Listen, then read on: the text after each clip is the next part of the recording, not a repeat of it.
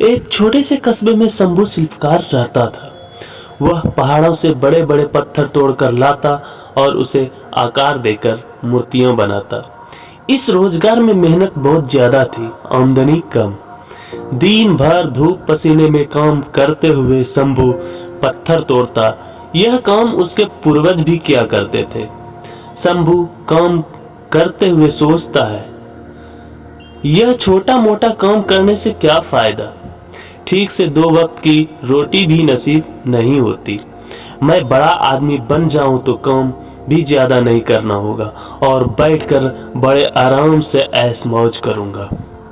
एक रोज वह ऐसे नेता को देखता है जिसके आगे पीछे हमेशा भीड़ रहती है। उसको हाथ जोड़कर प्रणाम करने वालों की संख्या सैकड़ों में खड़ी रहती है। शंभू ने नेता बनने की ठान ली और कुछ दिनों बाद ही वह नेता बन गया। नेता बनने के बाद जब वह एक रैली कर रहा था, धूप काफी तीव्र थी। धूप की गर्मी वह सहन नहीं कर पाया और बेहोश होकर वहीं गिर गया। होश होने पर उसने पाया वह बिस्तर पर लेटा हुआ है।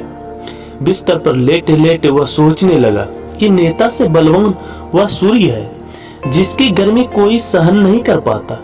मुझे अब सूर्य बनना होगा। कुछ दिनों बाद वह सूर्य भी बन गया।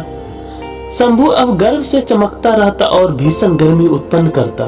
तभी उसने देखा एक मजदूर खेत में बड़े आराम से काम कर रहा है। उसने गर्मी और बढ़ाई मगर मजदूर पर कोई फर्क नहीं पड़ा।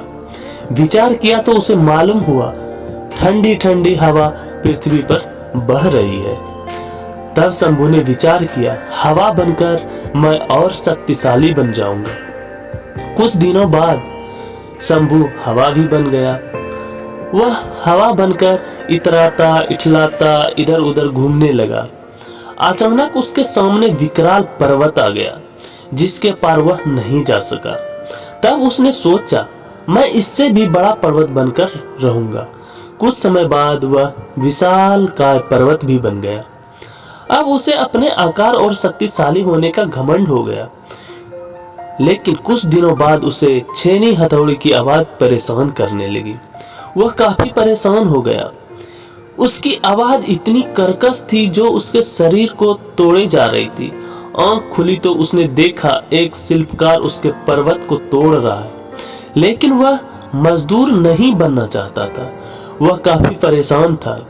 नींद खुली तो उसने आईने में पाया वह जो विशाल पर्वत को भी तोड़ने का साहस रखता है वह तो स्वयं ही है। तो इससे हमें दोस्तों क्या सीख मिलती है? तो इस कहानी से हमें सीख मिलती है कि कोई भी काम छोटा या बड़ा नहीं होता है। सभी कार्य अपने अपने हैं और सभी के कार्य अपने अपने होते हैं। किसी भी कार्य को करने में हिचकिचाना नहीं चाहिए बल्कि गर्व का अनुभव करनी चाहिए। तो दोस्तों, हमें उम्मीद है कि हमारे द्वारा कही गई कहानी या सुनाई गई कहानी आपको पसंद आई होगी। अगर पसंद आया तो लाइक का बटन जरूर दबाएं और ऐसी ही अच्छी शिक्षाप्रद कहानी सुनने के लिए हमारे चैनल मोटिवेशनल स्टोरी को जरूर सब्सक्राइब करें।